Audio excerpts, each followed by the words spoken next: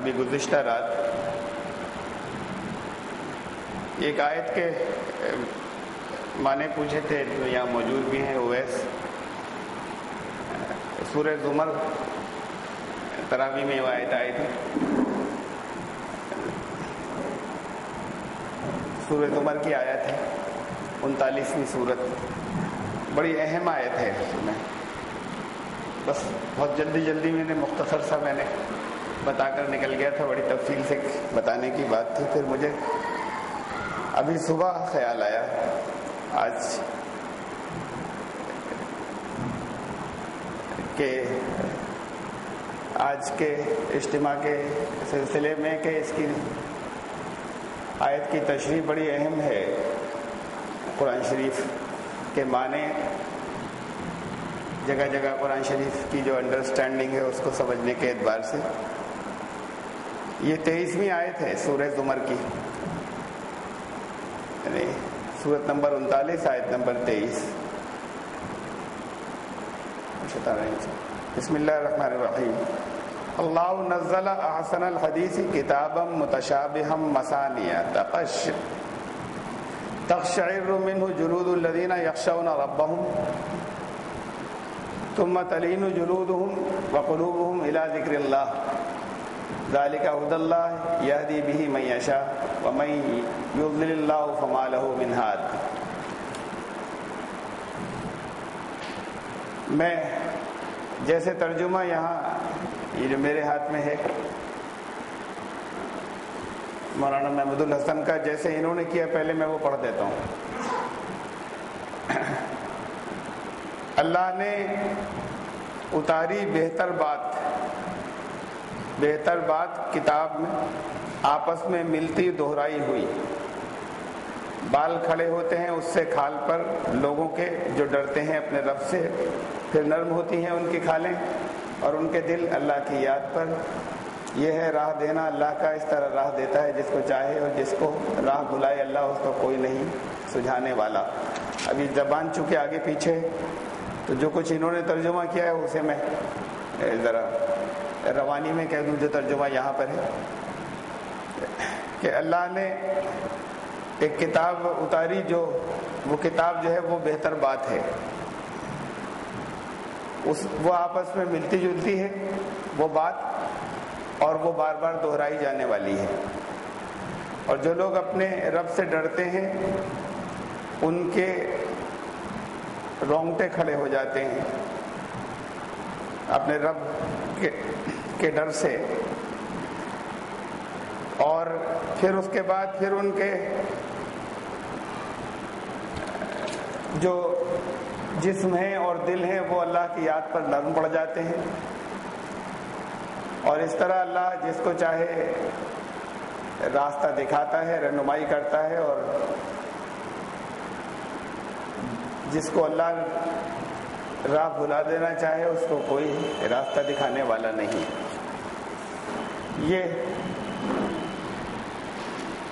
اسے میں اور یہ تو تھا اسی کو میں نے دوہرا دیا.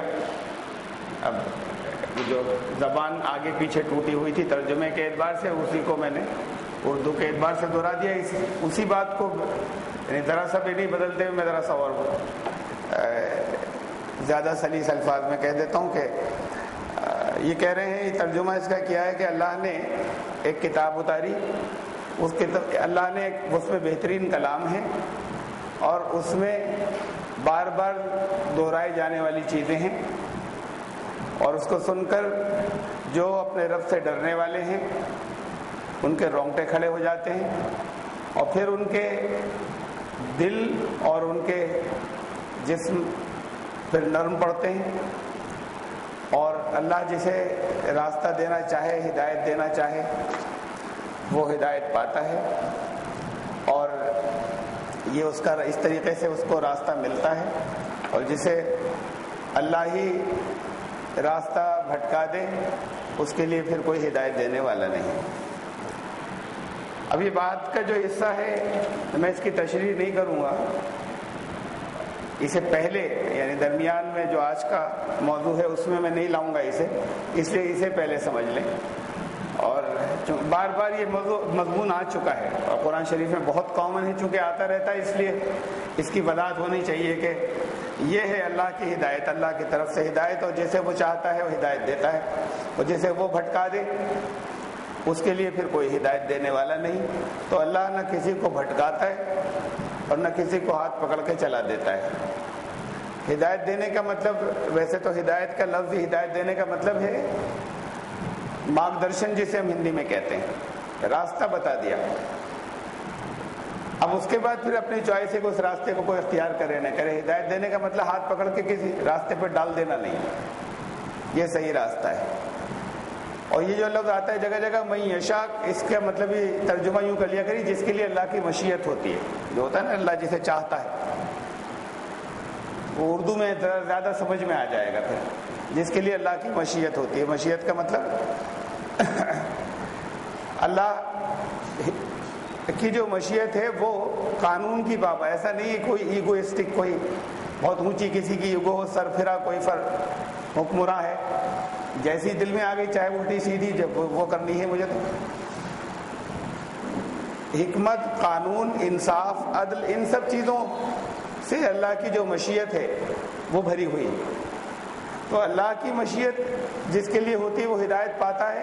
ایک تو ترجمہ یہ کریں اس کا، جہاں جہاں من یشاء آیا کرے، بجائے اس کے کہ جو چاہتا ہے، وہ اردو میں سمجھ میں نہیں آتا، بات اس سے بدل جاتی ہے اس لفظ سے۔ اور دوسری بات یہ کہ یہ واضح رکھیں کہ اللہ کی مشیت اور جو قانون اللہ نے خود بتا دیے ہیں اسی قرآن کے اندر، اس کے مطابق یہ چیز اللہ کی طرف ریفر اس لیے کی جاتی ہے کہ اللہ کے بنائے ہوئے قانون کے مطابق جو ہدایت طلب کرتا ہے اسی کو ہدایت ملتی ہے، اور اللہ ہی کے بنائے ہوئے قانون کے مطابق جو ہدایت کے لیے اپنے پاس آنے والے سارے راستے بند کر دیتا ہے وہ بھٹک جاتا ہے۔ یہ اللہ کا قانون ہے اور اسے پورا ہونا ہے۔ تو اس کا مطلب وہ اسے اللہ کی طرف ریفر کیا جاتا ہے کہ اللہ نے بھٹکا دیا، اس نے اپنے پاس ہدایت کے آنے والے سارے راستے بند کر دیے، تو اللہ کے بنائے ہوئے قانون کے مطابق اسے بھٹکنا ہی تھا، اسے اللہ کی طرف ریفر کیا جاتا ہے کہ اللہ نے بھٹکا دیا، یعنی اللہ کے بنائے ہوئے قانون کے مطابق اب وہ بھٹک گیا۔ یہ تو اس کا بات کا حصہ تھا جس کی میں نے وضاحت کر دی، چونکہ پوری آیت کا ترجمہ کیا تھا، لیکن اس کا جو اہم حصہ ہے جو انہوں نے پوچھنا چاہا تھا اور جو بے حد اہم ہے، جو یعنی اصل میں تو سب کے سمجھنے کا ہے، وہ ہے یہ حصہ کہ اللہ نزل احسن الحدیث کتابا متشابہا مثانی۔ اللہ نے نازل فرمایا احسن الحدیث، بہترین کلام، کتابا متشابہا مثانی۔ تو یہ ہے تین الفاظ، تین کیا اس میں بات کے دو، متشابہا مثانی، کہ جس میں پھر بہت گہرائیاں ہیں۔ اللہ نے بہترین کلام نازل فرمایا کتابا متشابہا مثانی، ایک کتاب کی شکل میں متشابہ۔ اب یہ جس کا ترجمہ یا جس کے بارے میں یہاں پر کہا آپس میں ملتی جلتی، اب تشبہ کہتے ہیں نا آپس میں ملتی جلتی، تشبیہ، اس سے اس فلاں چیز کو تشبیہ دے رہے ہیں تو ملتی جلتی ہے۔ تشبہ ہو گیا یعنی شبہ ہو گیا، اس کے اوپر ہونے کا ملتی جلتی تھی، فلاں کے اوپر شبہ ہو گیا، فلاں کے ہونے کا ایک ہی جیسے لگ رہے تھے، وہی مادہ ہے، اسے یہ متشابہ بنا۔ تو اس لیے اس کا ترجمہ یہاں پر کیا ہے، ملتا جلتا کر سکتے ہیں۔ ملتا جلتا قرآن نے کہا، جیسے قرآن شریف میں شروع میں جنت میں ان کو پھل ملیں گے، طرح طرح کے میوے ملیں گے، وہ ان کے نام گنائے، انار ہے، انجیر، اور اس کے بعد کہا وہ اتو بھی متشابہ، وہ نہیں ہوں گے، انار نہیں ہوں گے، ان کو دیے جائیں گے متشابہ، اس سے سمجھیں گے کہ انار ہے، آئیڈینٹیفائی کر سکیں شکل میں اس میں انار، لیکن انار نہیں ہوگا، اپنے ٹیسٹ، اپنی تاثیر، اپنی کوالٹی کے اعتبار سے کچھ اور ہی ہوگا، لیکن اسے شکل یا اس سے لوگ آئیڈینٹیفائی کہیں گے کہ یہ تو انار ہے، کہیں گے ہمیں پہلے بھی دی گئی تھی چیزیں۔ قرآن کہتا ہے اتو بھی متشابہ، وہ چیزیں نہیں ہوں گی، وہ نام سے آئیڈینٹیفائی کر لیں، اصل میں تو مختلف ہوں گی، متشابہ۔ قرآن شریف نے کہ سورہ آل عمران کے شروع میں ایک آیت ہے، وہ بڑی اہم آیت ہے کہ جہاں اللہ نے فرمایا کہ اس کلام کے اندر دو طرح کی آیات ہیں، ایک وہ ہیں جو محکم ہیں اور وہ اس کتاب کی، اس کلام کی بنیاد ہے، وہ محکم آیات، اور دوسری طرح کی آیات جو ہیں وہ ہیں متشابہ، دو طرح، اور وہ متشابہ آیات جو ہیں جن لوگوں کے دلوں میں ٹیڑھ ہوتی ہے، وہ ٹیڑھ پھیلانے کے لیے، گمراہی کو آگے لے جانے کے لیے، وہ اس کا جو متشابہ حصہ ہوتا ہے بس اسی کے پیچھے پڑ جاتے ہیں، اور پھر آگے فرمایا کہ اس کے متشابہ حصے ہی کے پیچھے پڑ جاتے ہیں، اور جو علم والے ہیں، اور اچھا ان کا مطلب اللہ کے سوا کوئی نہیں جانتا، اور جو علم والے ہیں وہ یہ کہتے ہیں کہ ہم ان سب پر ایمان لائے، محکم پر بھی متشابہ پر بھی، یہ سب ہمارے رب کی طرف سے ہیں۔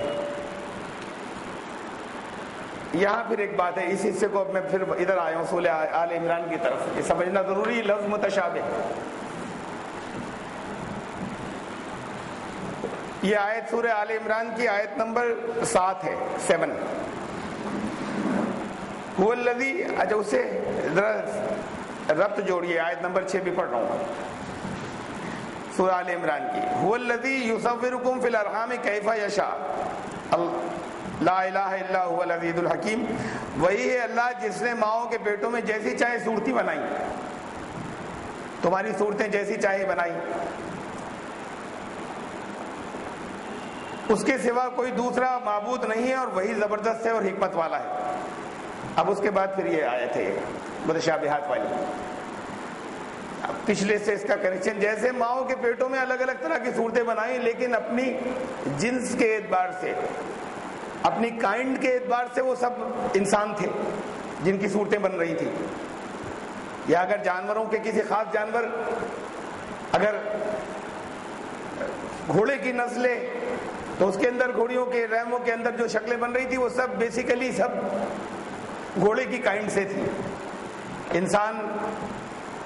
انسانوں کے اندر ماؤں کے پیٹوں میں جتنی شکلیں بن رہی تھی بیسیکلی وہ سب ایک کائنڈ کی تھی، لیکن سب ایک دوسرے سے ڈیفرنٹ تھی، اللہ نے وہ صورتیں الگ الگ بنائی سب کی۔ اس کے بعد اگلی آیت ہے ایسے ہی، یعنی اس کا کنیکشن ہے ایسے، یہ کلام تو ایک ہی ہے لیکن اس میں اللہ نے جو آیات اتاری ہیں وہ بڑی ڈیفرنٹ ہیں ایک دوسرے سے۔ هو الذی انزل علیک الکتاب، وہی ہے اللہ جس نے تمہارے اوپر اس کتاب کو نازل فرمایا، منہ آیات محکمات، اس میں کچھ آیات تو محکمات ہیں، محکم فکس جمی ہوئی، کچھ آیات تو اس میں محکمات ہیں، ہن ام الکتاب، یہ ہے بنیاد۔ محکم ان آیات کو کہتے ہیں، اور آسانی سے سمجھ لیجئے اسے، اس کے مقابلے میں کہ میں کہوں کہ بہت فکس، اور محکم ان آیات کو کہتے ہیں کہ ان کا ترجمہ، یعنی اگر عربی میں کوئی جانتا ہے تو ڈائریکٹ پڑھیں، عربی میں نہیں جانتا تو ٹرانسلیشن، جس کے سامنے پڑھی جائے وہ فوراً سمجھ جائے اس کا یہ مطلب ہے، اور وہ سب ایک ہی مطلب سمجھے، یعنی فکس مطلب، کلیئر کٹ، ہر ایک سمجھے کہ یہ مطلب ہے اس کا۔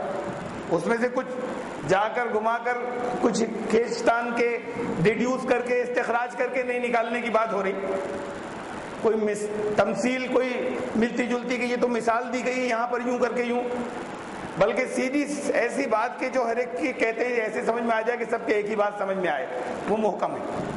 کہا یہ تو ہے ہن ام الکتاب، یہ تو اس کتاب کی، الکتاب کی بنیاد ہے، اس کی جڑ ہے۔ وہ اخر متشابہات، اور دوسری طرح کی آیات ہیں وہ متشابہات ہیں۔ اب لفظ متشابہات پہ چل رہی ہے بات کہ کیا ہے اس کا۔ ایک میں نے آپ کو مثال دی قرآن سے کہ جیسے کہا کہ وہ اسی سے متشابہ دیے جائیں گے، ان پھلوں سے جو جنت کے اندر ہوں گے وہ نہیں ہوں گے بلکہ اس کے متشابہ ہوں گے۔ وہ اخر متشابہات، اس میں دوسری قسم کی آیات جو ہیں، دوسری طرح کی آیات اس میں متشابہات ہیں۔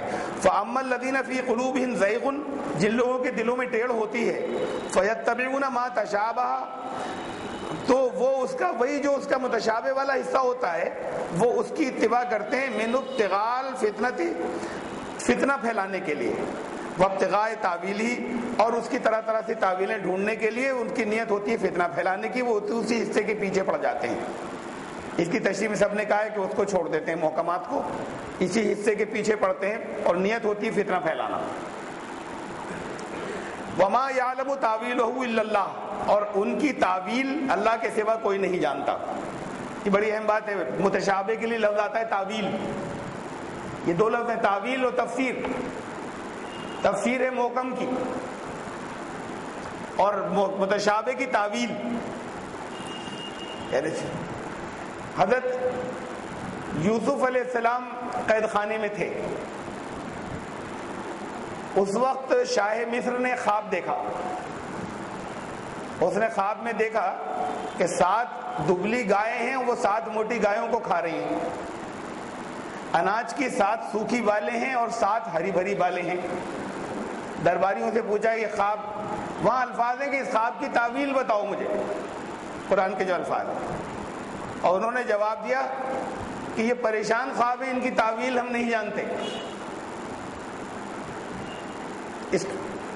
جسے ہم اپنے یہاں اردو میں کہتے ہیں، ہماری زبان میں تعبیر خواب کی، دیکھا تو کچھ مطلب کچھ اور ہوگا، لٹرلی لفظی معنوں میں وہی نہیں ہوگا جو دیکھا، اس سے کچھ مطلب نکلے گا، مراد کچھ اور ہوگی، جسے کہتے ہیں تعبیر بتائیے، خواب کی تعبیر پوچھنے جا رہے ہیں، اس کے لیے قرآن میں لفظ تعویل۔ تو یہ خواب بھی متشابہ ہیں کہ ہے کچھ اور اس میں سے مطلب کچھ اور نکلے گا، اس کے لیے لفظ تعویل آیا۔ وہاں کہ انہوں نے کہا، درباریوں نے کہا ہم یہ پریشان خواب ہیں، ہم اس کی تعویل نہیں جانتے۔ یہاں فرمایا کہ اس کے اندر کچھ آیات متشابہ ہیں جس کے جو لوگ فتنہ پھیلانا چاہتے ہیں وہ اس کے اسی حصے کے پیچھے پڑ جاتے ہیں فتنہ پھیلانے کی نیت سے۔ وما یعلم تاویلہ الا اللہ، اور ان کی تعویل اللہ کے سوا کوئی جانتا نہیں۔ اب یہاں وقف لازم آ گیا، ایک وقف لازم، وقف لازم یہ جو قرآن کے جو رموز ہیں، جو اس کے اندر کہاں ٹھہریں، رموز اور اوقاف کہتے ہیں۔ کہیں آئے تھے گول بنائی، کہیں پر لا لکھا ہے کہ یہاں رکنا مت، کہیں توئے بنی ہے رک جائیں وہاں پر، کہیں جیم بنائے جائے کہ رک بھی سکتے ہیں اور آگے بڑھ بھی سکتے ہیں۔ وقف لازم ایسے یہ رموز اور اوقاف کہلاتے ہیں کہ کہاں کہاں ٹھہرنا ہے اور کتنا ٹھہرنا ہے۔ اس میں وقف لازم ہوتا ہے، یہ میم بنا ہوتا ہے، یہ میم ایسے شکل میں بنا ہوتا ہے، اسے وقف لازم کہتے ہیں۔ یہ وقف لازم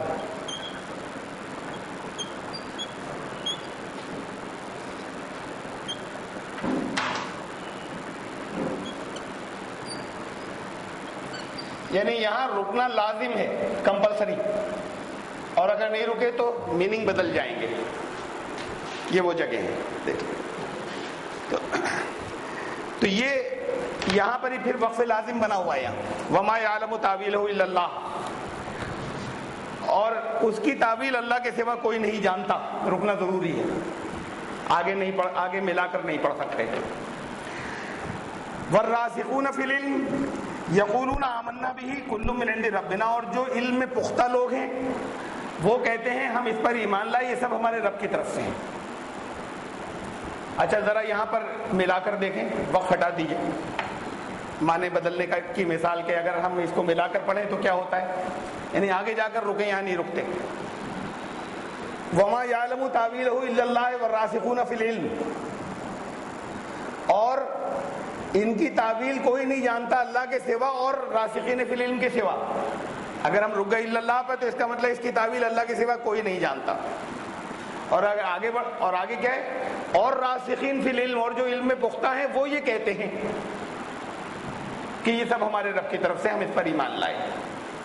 اگر نہ رکیں اور اس کی تعویل اللہ اور راسخین فی العلم کے سوا کوئی نہیں جانتا، وہ یہ کہتے ہیں ہم اس پر ایمان لائے۔ اب یہ معنی بدل رہے ہیں یہاں پر، تو یہاں یہ رموز اور اوقاف جو لگائے گئے جس دور میں شروع سے نہیں ہے، صحابہ اپنے حساب سے سب تلاوت کرتے تھے مختلف، بعد میں مقرر کیے لوگوں نے، اور بڑی یہ بھی قرآن کا موجدہ ہے اہم کہ یہ بھی ٹھیک ہے اور ہٹانا بھی ٹھیک ہے یہاں پر، اور اصل میں یہ بھی ٹھیک ہے اللہ نے ایسی ہونے دیا عام لوگوں کے لیے کہ عام لوگ جو ہیں ان کے لیے اس کو یہی معنی سمجھیں کہ بس اوسط درجے کے کہ اللہ کے سوا نہیں جانتا، بات ختم ہو گئی. لیکن اس پر جو پہلے نمبر کے اول درجے کے جو علم والے ہیں علماء کے اندر بھی جنہیں ہم بڑے علماء کہتے ہیں، وہ جن کو بڑے کہتے ہیں، انہوں نے یہاں سوال رکھے ہیں. اللہ شاہ ولی اللہ رحمۃ اللہ علیہ نے کہا کہ اللہ کے سوا کوئی نہیں جانتا، تو حضور صلی اللہ علیہ وسلم بھی نہیں جانتے، فرشتے جبریل بھی نہیں جانتے، کائنات میں کوئی نہیں جانتا، تو یہ آیات نازل کیوں کی گئی؟ یہ کلام تو ہدایت کے لیے انسانوں کی، اس سے برکت ہوتی ہے، اس سے رحمت ہوتی ہے، اس سے اجر و ثواب ہوتا ہے، اس سے کچھ ہوتا ہے، یہ سب اپنی جگہ. یہ اس کی سیکنڈری ہے، اس کے دوسرے نمبر پر اس کی برکات یا اس کی تاثیر ہے، مقصد نہیں ہے. مقصد تو ہدایت ہے انسانوں کی. تو پھر یہ نازل کیوں کی گئی یہ آیات جس کے معنی کوئی جان ہی نہیں سکتا تھا، نہ اب جانتا ہے نہ آئندہ کوئی جان سکے گا؟ تو پھر نازل کیوں کی گئی یہ؟ اور انسانوں کے لیے نازل ہوا قرآن. کہ انسانوں میں بھی چلو سب نہیں، زیادہ سمجھ والے کوئی طبقہ نہیں جانے گا، رسول بھی نہیں جانیں گے، تو پھر کیوں نازل ہوئی؟ تو جو بڑے علم والے ہیں اونچے درجے کے، وہ یہاں پر وقف لازم نہیں مانتے، اور وہ کہتے ہیں ان کی یہ جو آیات ہیں ان کی تعویل اللہ جانتا ہے اور راسخین فی العلم جانتے ہیں. عام لوگ یہی سے پڑھتے ہیں اور یہیں پر رکتے ہیں، اس لیے کہ قرآن شریف میں ایسے ہی چھپا ہوا ہے. لیکن وہ بڑے جو اونچے درجے کے علم والے ہیں تقریباً تمام ان میں سے سب وہ اس پر وقف لازم یا نہیں مانتے کہ اللہ اور راسخین فی العلم ان کی تعویل جانتے ہیں، اور وہ یہ کہتے ہیں یہ سب ہمارے رب کی طرف سے ہے. پھر اس میں علم والوں کے اندر مطلب یہ تو تذکرہ بہت ملتا ہے. میں اپنے ہندوستان کی صرف بات کر رہا ہوں. مجدد الثانی رحمۃ اللہ علیہ وہ متشابہات جو آیات ہیں ان کی جب تفسیر کرتے تھے یا تعویل کرتے تھے تو پھر عوام میں نہیں کرتے تھے، پبلک میں اپنے خاص یہ سب ان کے مکاتیب میں اور اس میں موجود ہے، جو ان کے بالکل خاص شاگرد ہوتے تھے صرف وہاں رکھا کرتے تھے. اب ایک بات اور سمجھ لیں، متشابہ، اب یہ اتنی بات آ رہی سمجھ میں کہ متشابہ وہ ہوئی کہ جیسے خواب، اس سے مثال آئی سامنے، دیکھ کچھ رہے ہیں تعبیر پوچھنے جا رہے ہیں، یعنی مطلب بتائیے اس کا، مطلب کچھ اور ہوگا، وہ نہیں ہے جو دیکھا تھا. یہ ایک بڑی سمجھ میں آنے والی مثال ہے کہ متشابہ کسے کہتے ہیں.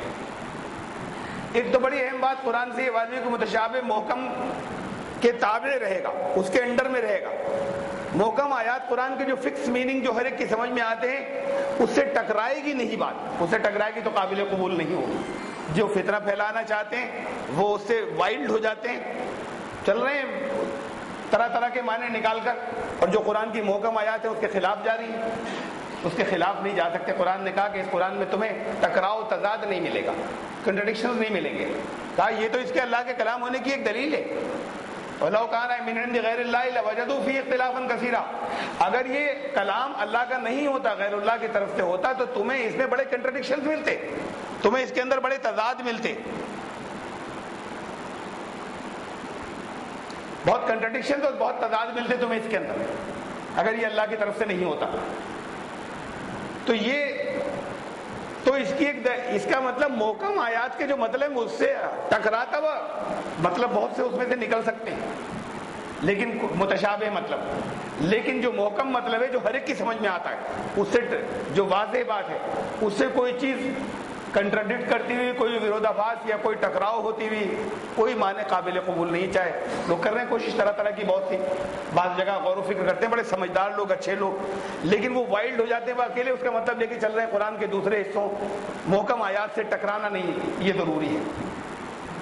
اب ایک بات اور سمجھ لیں، جب متشابہ اسے کہہ رہے ہیں، وہ چیز جیسے خواب میں دیکھا کہ ایسے تو سمجھ میں نہیں آئی کہ یہ کیا ہوا، اور بڑی ایسے ہے کہ بالکل پلے نہیں پڑ رہی، بڑا بے ربط سا سلسلہ ٹوٹا ہوا بہت سی باتیں. اب اس کا جو جاننے والے تھے ان سے پوچھا، انہوں نے بہت اس میں سے نتھار کے ایک مطلب بتا دیا کہ یہ ہے اصل میں اس کا مطلب.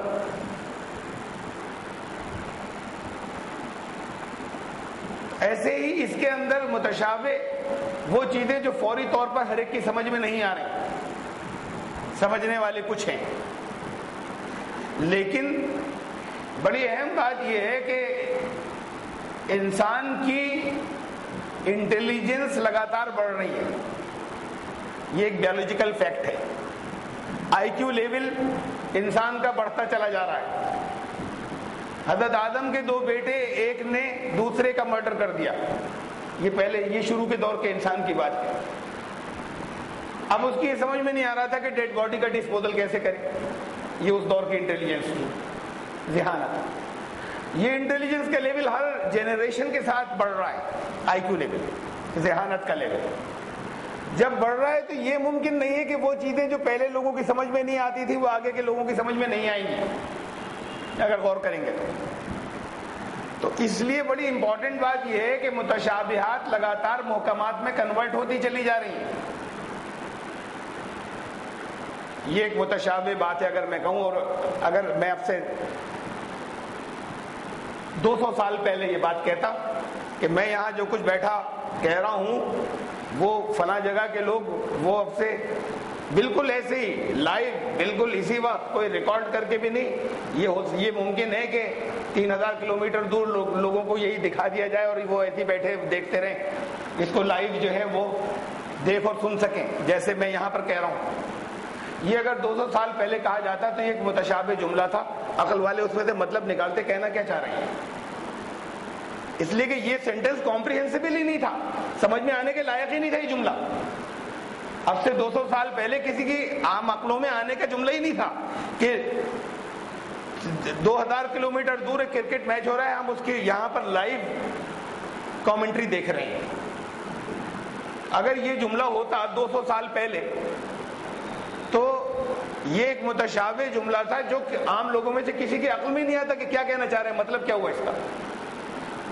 اسی طرح پوچھو کسی عقل والے سے کہ اس میں سے کوئی بات نکال کے بتائے کہ یہ کہنا چاہ رہے تھے، کوئی ورڈ تو مشکل نہیں ہے سینٹینس میں، لیکن اس سے جو بات نکل رہی وہ لوگوں کی عقلوں میں نہیں آتی، اس دور کے 200 سال پہلے والوں کے۔ اسے اب آج اگر یہ کہا جائے تو کسی بچے کو بھی کوئی اس میں سوچنے کی ضرورت نہیں پڑتی کہ یہ کوئی سوچنے کی بات ہے، کسی سے پوچھنے کی بات ہے، یہ ایک محکم بات ہو گئی۔ جیسے جیسے ہم وقت میں آگے بڑھ رہے ہیں متشابہات محکمات میں کنورٹ ہوتی چلی جا رہی ہیں۔ قرآن کی بھی، قرآن کیا ہے؟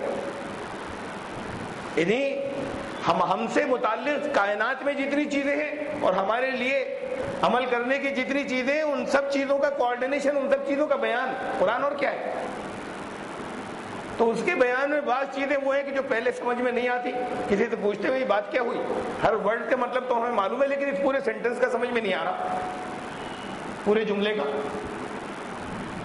اور پھر یہ بھی ہو سکتا ہے کہ وہ دور آئے کہ اس میں کیا ہے، یہ تو بچہ بھی نہیں پوچھ رہا اس کا مطلب۔ ان چیزوں کا بیان قرآن میں کائنات کی تمام چیزوں کے بیان ہے کہ وہ بچے کو بھی کوئی اشکال نہیں ہو رہا کہ اس کا مطلب اسے پوچھنے کی ضرورت پڑے۔ تو متشابہات جو ہیں وہ وقت کے ساتھ ساتھ لگاتار محکمات میں کنورٹ ہوتی چلی جاتی ہے، کوئی فائنل نہیں ہے، ایک بار طے ہو گئی ہمیشہ متشابہ رہے گی۔ ایک آیت کسی دور میں، ایک چیز کسی دور میں متشابہ ہو سکتی ہے اور آگے کے دور میں جا کے وہ محکم بن جائے۔ اب میں پھر اس آیت پہ آ رہا ہوں، اوریجنل پہ۔ اللہ نزل احسن الحدیث کتابا متشابہا مثانی، اس کا یہ ٹکڑا آیت کا سورہ زمر کی جہاں سے بات شروع کی تھی۔ اللہ نے یہ ایک بہترین کلام نازل فرمایا، یعنی اس بات کو بھی بہترین کر کے کہا کہ یہ ہے بہترین، اس کا بہترین بات اس میں یہ ہے کہ اس میں چیزیں جو ہیں وہ بہت، اب ایک مطلب تو اس کا یہ تھا سامنے جو یہاں پر پڑھا، یہ اس کو آپ محکم سمجھ لیں، بات محکم کر کے مطلب اس کا رکھا ہے یہاں۔ کتابہ متشابہ مثانی، مثانی بار بار ریپیٹ ہونے والی، متشابہ وہ جو ملتی جلتی ہو، کہ ملتی جلتی باتیں بار بار دہرائی گئی ہیں اس میں۔ ملتی جلتی باتیں اگر بار بار دہرا دی جائیں تو وہ بہت زیادہ ریپیٹیشن ہو جائے ملتی جلتی باتوں کا تو وہ بہترین ہو جائے گی وہ چیز، یا کہیں کہیں بورنگ ہو جائے گی کہ بھئی کئی وقت کہہ چکے یہ پھر کیوں آ رہا ہے۔ اور اسے پھر اب یہ تو ہمارے ایمان کی بات ہے اللہ نے کہا ہے کہ بہترین کلام اسی شکل میں بنائیے، تو ہم نے مان لیا اور اس پر سوال نہیں، کوشچن ریز نہیں کیا۔ اس کے اندر ابھی میں نے آپ کو دکھائی قرآن شریف کی آیت، وہ کہہ رہی ہے اس میں کچھ آیات محکمات ہیں، کچھ متشابہات ہیں۔ اب اس پر بھی یہ ہوا کہ علماء نے یہ کہا کہ کچھ آیات ہیں متشابہات، اب طے نہیں کر سکے کون سی، آج تک یہ طے نہیں ہو پایا کہ یہ اتنی ہیں متشابہات، اور اس کے علاوہ ساری محکمات ہیں۔ بعض کے نزدیک وہ بہت تھوڑی سی ہیں، بعض کے نزدیک اور بہت سی کہ نہیں یہ بھی متشابہ آیت ہے، نہیں یہ بھی متشابہ آیت ہے، اور بعض کے نزدیک خالی وہ حروف مقطعات ہی متشابہات ہیں اور کوئی متشابہ نہیں، یا اس طرح کی آیات بعض کے نزدیک ہے ید اللہ فوق ایدیہم، ان پر اللہ کا ہاتھ ہے، تو اللہ کا تو ہاتھ نہیں ہوتا،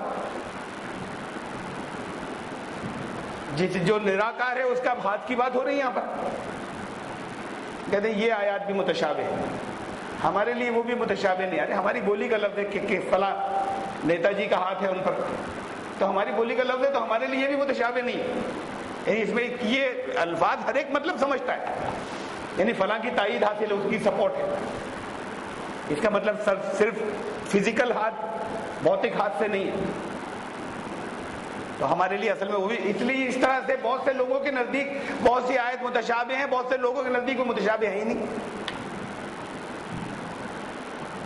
اب ایک گروپ یہ کہتا ہے، علماء کا ایک چھوٹا سا گروپ یہ کہتا ہے، گروہ یہ کہتا ہے پرانے کہ قرآن کی ہر آیت جو ہے وہ محکم بھی ہے اور ہر آیت متشابہ بھی ہے، کہ اس کا ایک مطلب وہ ہے جو سامنے سے، اور پتہ نہیں کتنے مطلب اندر کی پرت در پرت لیئرز میں اور ہیں، وہ سب متشابہ ہیں۔ یہاں سے جو مطلب کسی سے نکل رہا ہے وہ اس بات کی تائید کرتا ہے۔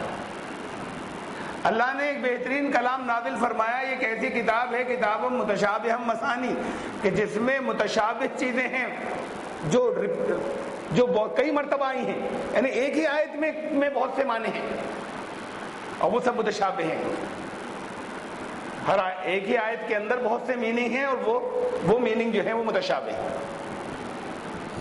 اب میں نے اس کا مطلب بتایا، اب اس کی مثالیں دے رہا ہوں، اب مثالوں سے سمجھ میں آئے گا۔ بعض وہ ہیں جو میں پہلے کئی مرتبہ یہاں آپ کو سامنے رکھ چکا، سمجھا چکا۔ آسان صورت جو عام طور سے پڑھی جاتی ہے، یعنی عام طور سے جو شروع میں یاد کرائی جاتی ہے سبھی کو یاد ہوں گی تقریباً، بہت کم لوگوں کی جنہیں یاد نہیں ہوگی۔ آخری پارے کی 30ویں پارے کی جو سب سے اینڈ کی صورتیں ہیں چھوٹی چھوٹی سی، اس میں سے تبت یدا، بسم اللہ الرحمن الرحیم، تبت یدا ابی لہب وتب، ابو لہب کے ہاتھ ٹوٹ گئے اور وہ نامراد اور ناکام ہو گیا۔ ما اغنی مالہ وما کسب، اس کا نہ مال اس کے کام آیا نہ اس کی کمائی اس کے کام آئی۔ سیصلی نارا ذات وامرأتہ حمالۃ الحطب، اور اس کو جو عنقریب آگ میں ڈالا جائے گا، اور اس کی جو بیوی ہے فی جیدہا حبل من مسد، اس کے سر کے اوپر جو ہے وہ مونج کی رسی ہو۔ اب ابو لہب ایک شخص تھا، اس کا لقب تھا حضور نبی کریم صلی اللہ علیہ وسلم کا چچا تو تھا بلڈ خون کے رشتے سے، لیکن مخالفت میں کہ ان سے بڑا مخالف کوئی تھا ہی نہیں، کوئی موقع چھوڑتا ہی نہیں تھا مخالفت کرنے کی، سخت ترین دشمنوں میں سے آخر تک رہا۔ اور کہا ہی جاتا ہے، اور اس آیت کا شان نزول یہ بتایا جاتا ہے کہ اس کے لیے نازل ہوئی کہ یہ ابو لہب برباد ہو جائے گا، یہ دشمنی کرتا ہے، یہ مارا جائے گا، برباد ہو جائے گا، تباہ ہو جائے گا۔ تبت یدا ابو لہب، ابو لہب کے ہاتھ ٹوٹ گئے دونوں، اور وہ ناکام و نامراد ہو گیا۔ وہ تب ما اغنی عنہ مالہ وما کسب، اس کا نہ مال کام آیا اور نہ اس کی کمائی اس کے کام آئی۔ مطلب یہ ہونے جا رہا ہے۔ یہ بھی روایتوں میں موجود ہے کہ جب یہ آیت نازل ہوئی تو وہ پھر اس کی بیوی بھی آئی اور بڑا گالم گلوچ کر کے گئی کہ یہ مطلب ہمارے اوپر تم نے ابھی چیزیں لکھ دی ہیں۔ تو اور اس کے کچھ دنوں بعد ہی پھر اس کو اس طرح کی بیماری ہوئی کہ وہ جسم سڑتا چلا گیا، گلتی چلی گئی، اور پھر اٹھوا کر گھر والوں نے کہ اور دوسرے لوگ کوئی چھونا پسند نہیں کرتا تھا اور باہر ڈلوا دیا اور ختم ہو گیا۔ لیکن یہ جو کہا دونوں ہاتھ ٹوٹ گئے، تو دونوں ہاتھ ہی ٹوٹتے، وہ تو نہیں ٹوٹے تھے کبھی۔ بھائی وہ بیماری ہو گئی جس سے ایسا ہو گیا کہ جیسے پورا جسم سڑگل جائے اور پھر پھینکوا دیا تو کہا جائے پورا جسم برباد ہو گیا۔ دونوں ہاتھ کسی حادثے میں ٹوٹتے، کسی جنگ میں کٹ جاتے، تو دونوں ہاتھ اور باقی جسم ٹھیک رہتا تھے کہ یہ ہے ایکوریٹ یہ بات کہ ابو لہب کے دونوں ہاتھ ٹوٹ گئے اور اس کا مال۔ اب یہ تو ایک تاریخی واقعہ تھا، بہرحال اس سے بھی مراد لی گئی محکماتی معنوں میں بھی کہ اس کا مطلب یہ ہے کہ برباد ہو گیا، اور یہ وہی ہے جو کچھ ہوا ہے، پیش آیا، قرآن نے یہ کہا تھا اور پیشین گوئی تھی۔ لیکن قرآن اصل میں وہ پرانے ان لوگوں کی پیشین گوئیوں کے لیے اس وقت ہی تھے، پیشین گوئی کے طور پہ تھی، ایک بات آئی، لوگوں نے سمجھا اور وہ پیش آ گئی، بات ختم۔ وہ آیتیں ہمیشہ آپ کے لیے بھی موجود ہیں، تو آپ کے لیے اس میں اور باتیں ہونا چاہیے، بجائے اس کے کہ 1400 سال پہلے ایک شخص ابو لہب تھا اور اللہ کی طرف سے کلام آ رہا ہے جیسے کوئی وہ ہے کوسنے ہے کہ یہ ہو گیا اس کے لیے، اور وہ مخالف تھا، مارا گیا۔ اس وقت وہ ریلیونٹ بات تھی، کرنٹ تھی۔ تو یہ جو میں لفظ بول رہا ہوں کوسنے جیسی، تو یہ اس وقت اس سے نہیں نکلتی تھی بات، وہ تو بڑی ریلیونٹ بات تھی کہ یہ جیسے کوئی دشمن آ رہے ہوں اور وہ لگاتار آپ کے اوپر حملہ کرنا چاہ رہے ہوں اور آپ کو برباد کرنا چاہتے ہوں اور آپ کے لیے بڑے خطرناک ہوں، اور کہیں سے کوئی ایک القاء ہو جائے اور کہیں سے کوئی اس طرح کی چیز آئے جو ذہن میں آئے کسی کی طرف سے، کسی اللہ والے کے دل میں کہ یہ بات ڈالی اللہ نے دل میں، فکر مت کرو یہی برباد ہو جائیں گے، تو وہ بات ریلیونٹ ہے اس وقت کی مناسبت سے، کوئی اس میں عجیب بات نہیں ہے، تھی یہ ریلیونٹ اس وقت۔ آج ریلیونٹ نہیں کی تو ایسا لگ رہا ہے کہ کوئی کوسنے دیے جا رہے ہیں۔ میں ریشنل ہو کر میں ایک بات کہہ رہا ہوں، یعنی اس اعتبار سے کہ ایمان کے طریقے ہے تو کوئی ایسے جملے بولے ہی نہیں، لیکن آپ پھر اس کے بعد پھر آگے چیزیں نہیں سمجھ میں آئیں گی، آج کے لیے نہیں ہے وہ معنی، تھے اس وقت کے لیے۔ اب یہ دیکھیے ابو لہب کسی کا نام نہیں تھا،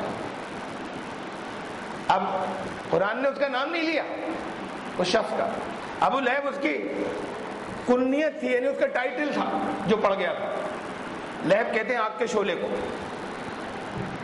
تو ابو لہب شعلے والا، یعنی اس کا منہ بہت لال تھا اس لیے نام پڑ گیا تھا، بہت ریڈش تھا، تو جیسے کوئی آگ بھڑک رہی ہو منہ کے اوپر، یہ ایک اس کے فزیکل، یعنی اس کی کوئی برائیوں کی وجہ سے نہیں، اس وجہ سے اس کا ایک نام پڑ گیا تھا اور اس سے ہی وہ مشہور ہو گیا تھا۔ اب اس حصے کو وہ ٹائٹل لے رہا ہے قرآن، کا نام نہیں یوز، اس آدمی کا نام یوز نہیں ہوا ہے، تبت یدا ابا، اس کا ہم اسے چھوڑ دیں، آدمی کو، وہ شخص کو چھوڑ دیں، ابو لہب وہ جو آگ والا ہے، وہ جو شعلے والا ہے، تبت یدا ابو لہب، اس کے دونوں ہاتھ ٹوٹ گئے جس کے اندر آگ ہے، یعنی دونوں ہاتھ ٹوٹ جانے کا وہی مطلب جو وہاں لیا گیا وہی یہاں پہ لیجئے کہ اس کی صلاحیتیں بیکار ہو گئی۔ ہاتھ ٹوٹ جانے کا مطلب صلاحیتیں ختم، وہ جس کے اندر چاہے وہ غصے کی آگ ہو، چاہے وہ حسد کی آگ ہو، کسی سے جلنے کی، کریٹیوٹی ختم ہو جاتی، دوسرے سے جل کر جو وہ صحیح فیصلوں کے ساتھ میں نہیں ہوتے کام، جو ری ایکشن میں اور رد عمل میں ہو رہے ہیں، کسی کی جلن میں اور کسی کے حسد میں یا غصے کے اندر صحیح فیصلے نہیں ہوتے، بات کو پچھتاتا ہے آدمی، غصے میں کچھ کر جاتا ہے، روز رشتے ٹوٹتے ہیں، اور جتنے رشتے اس شکل میں ٹوٹتے ہیں جو اس پر دی مومنٹ کے اوپر ہوتے ہیں کہ وقتی طور پر ایک دم کوئی بات ہو گئی اور رشتہ ٹوٹ گیا، طلاق دے دی، ان میں 99% مشکل سے 1% ایسے ہوں گے کہ جو باقی رہے، 99% ہاتھ جوڑتے پھرتے ہیں جگہ جگہ، مولوی صاحب مفتی صاحب کے آگے کچھ کریے، بتائیے کیا کریں، یعنی اگر اس وقت وہ غصے کے اس میں نہیں ہوتے تو ایسا نہیں کیا ہوتا ہم نے، وہ تو کر گئے اس وقت۔ تو جب 99% ہاتھ جوڑتے ہوئے آتے ہیں، وہ کہتے ہیں مسئلہ بتائیے، وہ کیا کریں، وہ حل کیا ہے، تو اس کا مطلب یہ کہ یہ جو اس وقت جو غصے میں ہوا، وہ اگر غصے میں نہیں ہوتے تو نہیں کرتے، چاہے وہ آپس میں اختلاف رہتے تو رہتے، تو غصے میں صحیح ڈیسیشن نہیں ہوتے، ری ایکشن میں رد عمل میں صحیح ڈیسیشن نہیں ہوتے، حسد میں کسی کی صحیح، حسد میں آدمی تباہ کر دیتا ہے دوسرے کو، خود بھی چاہے تباہ ہو جائے. یہاں ایک جج صاحب تھے، ہمارا کیس تھا ایک ان کے پاس، بہت پہلے کی بات ہے، 20-25 سال سے شاید زیادہ پہلے کی. وہ ہمارا اچھے خاصے دوستانہ تعلقات تھے، ان کے کیس بھی انہیں کیا اتفاق سے آ گیا تھا، اور کافی دوستانہ تعلقات تھے. برج کھیلا کرتے تھے ہمارے ساتھ میں، بیٹھتے تھے. تب اس میں ایک دن برج کا سیشن ختم ہوا تو ہم نے کہا کہ اب ایک کیس بھی ہمارا آپ کے یہاں لگا ہوا ہے، وہ فائنل اسٹیجز میں، ہم نے تو آپ سے خود ہی کبھی نہیں کہا کہ آپ خود سمجھ لیں گے. تو بڑے تیز آدمی تھے، تو مقصد ان کا یہ تھا کہ دوستی الگ، اس کا حساب الگ ہوگا. اور اس میں انہوں نے جن الفاظ نے دیا اشارہ، کہنے لگے تاریخ میں یہ جو کہ جس طرح کا کیس ہے آپ کا، یہ ایسا ہوتا ہے کہ اس کے اندر جیتنے والا ہارنے والا تو ایسا ہوتا ہے کہ گھر میں کچھ نہیں بچتا، جھاڑو لگ جاتی ہے، صاف ہو جاتا ہے، تن پہ لنگوٹی بھی نہیں بچتی. لیکن جیتنے والے کے بھی تن پہ صرف لنگوٹی ہی بچتی ہے اور کچھ نہیں رہتا. یہ تو ناک رکھنے کے کیس ہوتے ہیں، اپنا سب کچھ لٹانا ہی پڑتا ہے اس میں. تو بات یہ کہ یہ پریسٹیج ایشو کے کیس ہے جس کے اندر اب اس میں یہ کہ دوسرا برباد ہو جائے، میں بھی برباد ساتھ میں ہو رہا ہوں تو ہوتا رہوں، یہ بالکل جو ہے وہ ایسا ہو جائے کہ رگڑ دیا جائے. ارے اپنی بربادی نہیں دیکھ رہے، ہو گیا کوئی نقصان ہو گیا. کتنے نقصان زندگی میں ہوتے ہیں، کتنے اور ہو جائیں گے اپنے غلط فیصلوں سے. اس کی وجہ سے اپنا اور نقصان کیوں کر رہے ہو اس جلن میں کہ یہ برباد ہو جائے؟ یہ صحیح ڈیسیژن نہیں ہے، لیکن کرتے ہیں لوگ، اس لیے یہ حسد میں ہوتا ہے، یہ جلن میں ہوتا ہے. تو ان کی کریٹیوٹی ختم ہو جائے گی، ان کی صلاحیتیں ماری جائیں گی. وہ جن کے اندر آ گئے تبت یدا ابو لہب، یہ پھر یہ آیت، یہ اس کے لٹرل میننگ ہے. اس کے ابو لہب اگر آپ کسی آدمی کو نہ سمجھیں تو ابو لہب کے آپ میننگ کر لیں تو پھر اس کا مال اور اس کی کمائی کام کی نہیں رہ جاتی. اس کی ما اغنی عنہ مالہ وما کسب، اس کی فیملی لائف برباد ہو جاتی ہے. وہ آگے جو عورت کا تذکرہ کیا، عورت کا نام نہیں لیا، کہا اس کی عورت، وہ بھی سسک کر زندگی گزارتی ہے. تو اب یہ اس کے متشابہ میننگ ہو، یا یوں کہہ لیجیے کہ اصل میں تو صحیح معنوں میں یہی محکم میننگ آج کے دور سے ہونے چاہیے، جب عقلیں بڑھ جائیں تو اس تاریخی ابو لہب کو چھوڑ کر وہ اس کے. اب ایک ہی آیت میں یہ کئی چیزیں آ گئی، کئی میننگ آ گئے. میں نے بہت سی مثالیں دی آپ کو، لیکن آج ایک نئی چیز رکھنا چاہتا ہوں. لیٹسٹ ہمارے دوست ہیں جمشید اختر صاحب فیض آباد میں، بڑے کریٹیو ہیں، بڑے زبردست. انہوں نے ایک آدھ کتابیں اور لکھی، ایک نئی ہے، پبلش ان کی ہونے جا رہی ہے، میرے پاس ریویو کے لیے بھیجی انہوں نے پبلش ہونے سے پہلے. اس میں بڑے کچھ نئے پہلو ہیں بڑے انٹرسٹنگ، جو آج تک کبھی پہلے نہیں آئے قرآن شریف کی بات آیات کے سلسلے میں. تو وہ میں نے نظر پہ میری گزرے تو وہ بھی اصل میں اسی کی تشریح سمجھ لیجیے. ایک ہی آیت اور اس کے اندر پھر دوسرے اور پہلو اور دوسرے مطلب.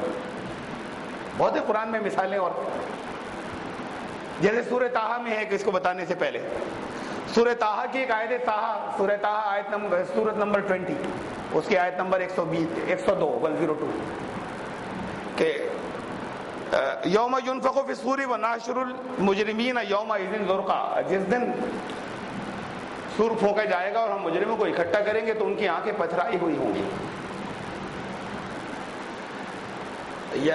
یہ تو ٹھیک ہے یہاں تک جتنا میں نے آپ کے سامنے ترجمہ کیا، لیکن اس میں آخری لفظ جو ہے وَنَحْشُرُ الْمُجْرِمِينَ يَوْمَئِذٍ زُرْقًا، اس دن جو وَنَحْشُرُ الْمُجْرِمِينَ، اس دن جن مجرموں کو ہم اکٹھا کریں گے. زرقا کہتے ہیں نیلی اور ہری آنکھوں والے کو، گرین اور بلیو آئیز جن کی ہوتی ہیں انہیں عربی میں کہتے ہیں. پتھرائی تو لفظ نہیں آیا کہ ان کی آنکھیں پتھرائی ہوں گی. ترجمے میں لکھتے ہیں کہ اس دن ان کی آنکھیں پتھرائی ہوئی ہوں گی. پھر کہیں کہیں یہ لکھا ترجمے کہ ان کی آنکھیں خوف سے نیلی پڑ گئی ہوں گی. ہو سکتا ہے پڑ جائیں اس دن خوف سے نیلی، لیکن خوف سے نیلی پڑتے ہوئے کم از کم یہاں دنیا میں تو ہمارا کوئی کانسیپٹ نہیں ہے کہ جو بہت ڈر گیا اس کی آنکھیں نیلی ہو جاتی ہوں. پتہ نہیں مطلب یہ ہو جاتی ہیں یا نہیں ہو جاتی. بہت زیادہ ڈر گیا ہو تو آنکھیں نیلی ہو جائیں, ایسا تو نہیں ہوتا. اب اس کا پیچھے سے چلا رہا ہے یہ دھماکے. جس دن پھونکا جائے گا زبردست دھماکہ ہوگا. چھوٹے لیول کے اوپر دھماکے دنیا میں ہو رہے ہیں بہت. وہ بڑا دھماکہ ہوگا جس میں پوری دنیا تباہ ہوگی, ساری لائف ختم ہو جائے گی. تو ہم اس دن جن مجرموں کو اکٹھا کریں گے ان دھماکوں کے جرم کے اندر, جو دھماکے جن کی وجہ سے ہو رہے ہیں, جس دن دھماکے ہوں گے, دھماکے یہ ہو رہے ہیں, بڑا دھماکہ ہوگا ہماری طرف سے, پھر جو مجرم اکٹھا کیے جائیں گے وہ نیلی اور ہری آنکھوں والے ہوں گے, دھماکوں کے مجرم یوروپین قومیں ہوں گی. یہ اشارہ ہے جو جن کی وجہ سے دنیا میں جگہ جگہ ایکسپلوژنز اور دھماکے اور نیوکلیئر اور ایٹامک ہو رہے ہیں. وہ ریسز وہ ہیں جن کی آنکھیں نیلی اور ہری ہیں. یہ کسی محکم آیت کے خلاف نہیں ہے, لیکن یہ سب پہلو اسی آیت میں سے نکل رہے ہیں. وہ مطلب اپنی جگہ ہے, یہ اشارے سب اپنی جگہ ہیں قرآن کے. یہ قرآن کا موجودہ ہے اور ایک ایک آیت میں بہت تہیں ہیں, بہت چیزیں نکلتی ہیں ایک ایک میں سے, انہی ورڈز میں سے, انہی الفاظ میں سے. ابو لہب کا تاریخی واقعہ تھا, اس میں سے ایک آپ کی زندگی سے متعلق ایک اہم اصول نکلا. یہاں قیامت کی ہولناکی کا ایک واقعہ تھا, اس کے اندر ایک تاریخی ایک پچھلا ایک ان کا بیان نکلا کہ یہ کس طرح کے جرائم جو ہیں وہ کن لوگ, اصل اس کے ذمہ دار کون لوگ ہوں گے. ایسی بہت سی آیات ہیں. یا معاشر سورہ رحمان کی یا معاشر الجن والانس ان استطعتم ان تنفذوا من اقطار السماوات والارض فانفذوا لا تنفذون الا بسلطان. اے جنوں اور انسانوں کے گروہ, ان استطاعتم, اگر تمہاری استطاعت ہو, اگر تمہارے اندر ہو پاور, طاقت ہو, ان تنفذوا من اقطار السماوات والارض, کہ تم یہ قطر کہتے ہیں عربی میں ڈائمیٹر کو, کہ ان کے ڈائمیٹر سے, یعنی وہاں پہ گولائیوں کا اشارہ موجود ہے اپنی جگہ پہ, کہ ان کے ڈائمیٹر سے اگر آسمانوں اور زمین کے تم نکل سکتے ہو, پینیٹریٹ کر سکتے ہو تو کر کے دکھاؤ. فانفذوا, کر کے دکھاؤ. لا تنفذون الا بسلطان, نہیں کر پاؤ گے, ان کو پینیٹریٹ نہیں کر پاؤ گے تو, اس لیے گریویٹیشنل فورسز ہیں. دوسری اور بہت سے وہ جو بہت سے جو اسفیئرز ہیں جو زمین کے چاروں طرف اللہ نے مقرر کر دیے, وہ جب تک نہیں تھی زمین پر میٹیورائٹس کی اور ان کی شہاب ثاقب کی بارش ہوتی رہتی تھی, دن رات اتنی ہوتی تھی کوئی یہاں پر رہ نہیں سکتا تھا. اللہ نے وہ لیئرز جو ہیں وہ بنا دی, پروٹیکٹیو لیئر, اور سے وہ رک گئی تو ایسے ہی ان کا جانا بھی رک گیا, ان کے نفوذ کرنے کا. تو اگر کر سکتے ہو تو کرو. لا تنفذون الا بسلطان, تم نہیں کر سکو گے. اب یہ ہے سوائے اللہ کی مدد کے, الا بسلطان, طرح طرح سے مختلف ترجمے ہو سکتے ہیں. سلطان کہتے ہیں طاقت کو, پاور کو اصل میں. تو جب تک تمہیں فورس اور انرجی تمہارے پاس نہیں آئے گی, اب یہ فورس اور انرجی کو یوز کر کے تم پینیٹریٹ کر سکو گے, راکٹس جا سکتے ہیں, پلینس جا سکتے ہیں. یرسل علیکم اشواظ من نار ونحاس فلا تنتصران, اس کوشش میں اگر گئے تمہارے اوپر بارش ہوگی پتھروں کی اور پگھلی ہوئی دھاتوں کی. جو پلینز ہیں اور راکٹس ہیں ان پر ہوتی ہے, وہ تو ان کو بنایا جاتا ہے ایسے کہ وہ اس کے اوپر اثر نہ ہو. اور یہ یہاں پتہ ہے کہ اگر جن کوئی نکلا تو اس پہ آگ کا شعلہ مارا جائے گا اور ان کو بھگا دیا جائے گا. اب اس کا پرانا کوئی ترجمہ ہو, پرانی کوئی تفسیر پڑھیے وہ, اور یہ اس کے اندر ایک مطلب یہ ہے متشابہات, اس کو ہم کہہ سکتے ہیں پرانے دور کے لیے متشابہ تھا, آج کے دور کے لیے محکم مطلب ہے, کوئی پرابلم نہیں, اس کے اندر بالکل محکم ہے. کبھی پہلے کے لیے اگر ہوتا تو یہ تھا کہ متشابہاتی بات ہے. اس کے اندر ایک آیت کے اندر بہت سی لیئر اور بہت سے معنی, الگ الگ فیلڈ کے, الگ الگ میدانوں کے, دونوں بالکل ایک دوسرے سے, انہی ورڈز کے اندر. یہ قرآن کا معجزہ ہے. اور وہ اسی کی جو مثال, وہ جو بالکل ایک بڑی اہم ہے اور جو پہلی مرتبہ سامنے آئی, وہ میں بتا رہا تھا ان کی جمشید صاحب کی بک کے ریویو کے دوران, جو میں اسے دیکھ رہا تھا کہ رسول اللہ صلی اللہ علیہ وسلم پر, پہلے میں اس کی بیک گراؤنڈ بتاؤں آپ. نبی کریم صلی اللہ علیہ وسلم پر جو وحی نازل ہوتی تھی, اس وحی کے نزول کے کئی مختلف طریقے تھے, اور اس میں وحی کے نزول کا ایک انداز یہ تھا کہ اس میں حدیثوں میں آتا ہے کہ بڑی ایسا محسوس ہوتا ہے کہ بڑی سخت تکلیف میں ہے, اور بڑی سخت یعنی مشقت میں ہے, جیسے اتنی دیر تک. چہرے پر حدیثوں میں چہروں پر پورے چہرے پہ پسینہ پسینہ ہو جاتے تھے. بعض حدیثوں میں کہ کچھ اگر قریب بالکل کان کرے چہرے کے قریب اگر ان کے کسی کے دوسرے کا چہرہ ہو تو کچھ یا نہیں, یہ رسول اللہ صلی اللہ علیہ وسلم نے خود فرمایا کہ ایسا جیسے کانوں میں گھنٹیاں سی بجتی ہیں, یہ آوازیں بھی ساتھ میں آتی ہیں. ایک موقع پر ایک روایت ہے کہ اونٹ پر سوار جا رہے تھے, اسی وقت وحی کا نزول شروع ہوا تو اونٹنی بیٹھ گئی, جیسے بوجھ بڑھ, یعنی جیسے بیٹھ گئی کا مطلب کہ بوجھ برداشت نہیں کر پائی, وزن بڑھ گیا ایک دم, اور فوراً اس کے پاؤں جو ہے وہ کرمبل کے جیسے گھٹنے مڑ گئے اور بیٹھ گئی. اور پھر یہ چند منٹ جیسے وہی چند آیات وہی ختم ہوئی, پھر نارمل ہو گیا, وہ ختم, وہ کیفیت پہلے جیسی ہو گئی. ایک روایت ہے حضرت زید بن ثابت سے کہ رسول اللہ صلی اللہ علیہ وسلم ذرا لیٹے تھے, آرام کر رہے تھے اس شکل میں کہ ان کی ران پر سر رکھا ہوا تھا رسول اللہ صلی اللہ علیہ وسلم کا, حضرت زید کی. اسی وقت پھر وحی کا نزول شروع ہوا. کہنے لگے اتنے پاؤں, اس میں روایت میں ان کا کہ میرا پاؤں ایسے تھا, ایسے کچلا جا رہا تھا کہ میں سمجھ رہا تھا کہ شاید اب میں دوبارہ زندگی پر کھڑا نہیں ہو پاؤں گا. اتنی سخت تکلیف ہوئی اور اتنا وزن اتنا بڑھ گیا کہ شاید زندگی بھر میرا خیال تھا کہ اب میں کھڑا ہی نہیں ہو پاؤں گا, پاؤں میرا بیکار ہو گیا. یہ چند منٹ یہ کیفیت رہی, پھر وہ ختم ہو گئی, اور ایسا ہوا کہ بوجھ ختم ہو گیا ہو. جیسے وحی کا نزول ختم ہوا بوجھ غائب ہو گیا ہو. تب ان کے چہرے پر پسینہ نمودار ہوتا تھا اور چہرے بہت, اور ذرا سر بھی ڈھلکتا تھا, لیکن کبھی بے ہوش نہیں ہوئے, کبھی ہوش جاتے رہے ہوں اور ادھر کی باتیں کوئی دورہ پڑ گیا ہو. اور اس حالت کے اندر پھر وہ الفاظ جو ہے وہ بتاتے تھے, اور وہ وحی نازل ہوتی تھی اور لوگ لکھتے تھے بات کو, اور پھر اتنی دیر رہتا تھا وہ, اتنی دیر.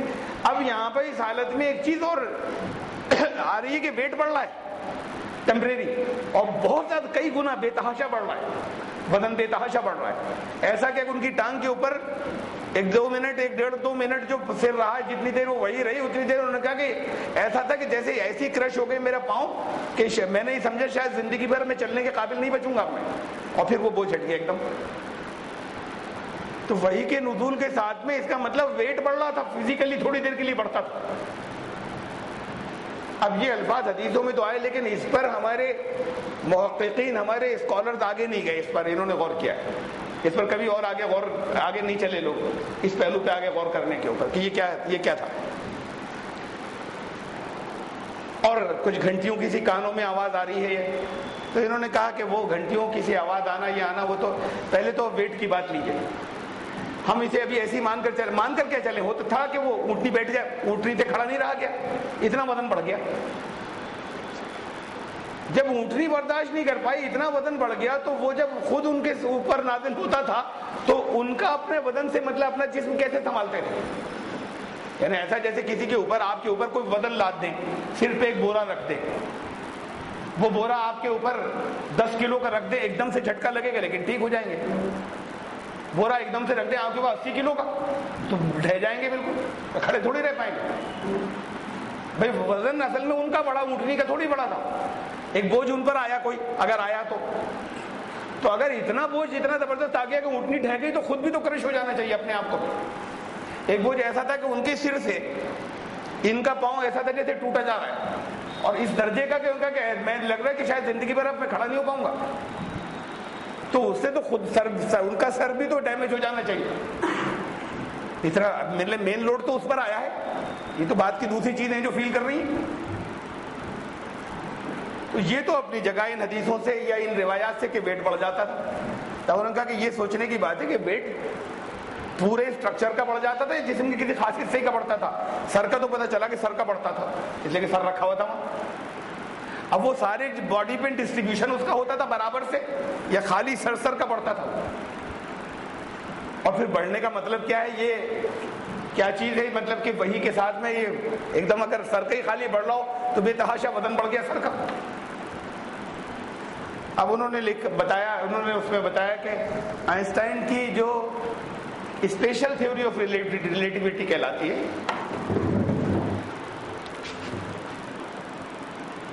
تھیوری آف ریلیٹیوٹی ہے کہ اسپیشل تھیوری آف ریلیٹیوٹی,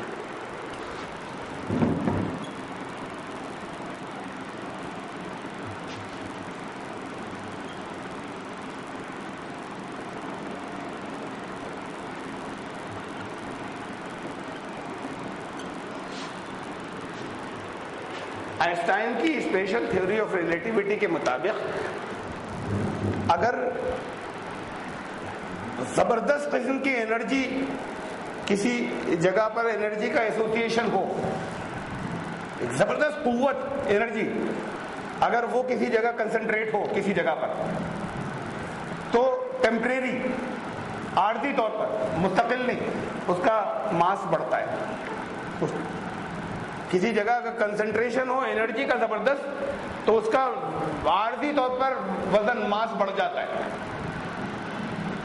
تو اس کا مطلب یہ کہ یہ جو ٹیمپریری ان کا ویٹ بڑھتا تھا سر کا تو معلوم، یہ پوری باڈی کا نہیں معلوم، لیکن یہ جو ٹیمپریری زبردست قسم کا ایک دم ویٹ بڑھتا تھا، تو یہ اس کا مطلب ہے کہ اس وقت بہت زبردست انرجی کا کنسنٹریشن ہو رہا ہے وہاں پر. ابھی تو خالی یہ واقعات ہیں، ان واقعات سے یہ چیز اخذ نہیں کی گئی، اس سے یہ ڈیڈیوس نہیں کی گئی کہ انرجی کنسنٹریشن ہے بہت زبردست اس جگہ پر، جس کی وجہ سے تھوڑی دیر کے لیے اس کا ویٹ بڑھا ہے، ماس بڑھا ہے بہت زیادہ. اور یہ اسی کے مطابق ہے آئنسٹائن کی تھیوری آف ریلیٹیوٹی. اب جو لوگ نہیں ایمان لاتے وہ نہ لائیں، لیکن یہ بات یہ ہے کہ جو کہ جب وحی کا جو نزول ہے اس کے ساتھ زبردست انرجی کنسنٹریشن ہے، انرجی جو ہے اس کا مرکوز ہونا ایک جگہ پر پوری طریقے سے، اور اگر کوئی لوڈ سی کیفیت ہو سر پہ تو گھنٹے سے جیسے بجنے کی اور سنسناٹ کی آوازیں تو آتی ہیں، اس کا ایک الگ نام ہے میڈیکل سائنس ہے، تو وہ ان کو فیل ہوتی تھی وہ اپنی جگہ، جس کو بعض جگہ علماء نے کہا فرشتوں کے پروں کی ہوں گی، اس کی ہوں گی، اس کی ہوں گی.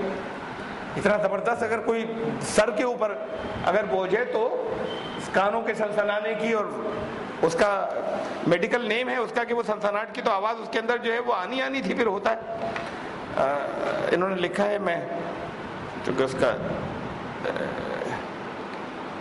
کہیں نوٹ کرنے سے رہ گیا، ٹیٹینیم لکھا ہے ادھر، ٹینیٹس، کہ وہ اس سے کان سنسناتے، کانوں میں سنسناٹ کی آواز تو وہ اگر آتی تھی اور گھنٹیاں سی بجنے کی آتی تھی تو وہ کوئی فرشتوں کے پروں کی آواز نہیں تھی، لیکن ایک لوڈ تھا جو ہوتا تھا، یہ معلوم ہو گیا.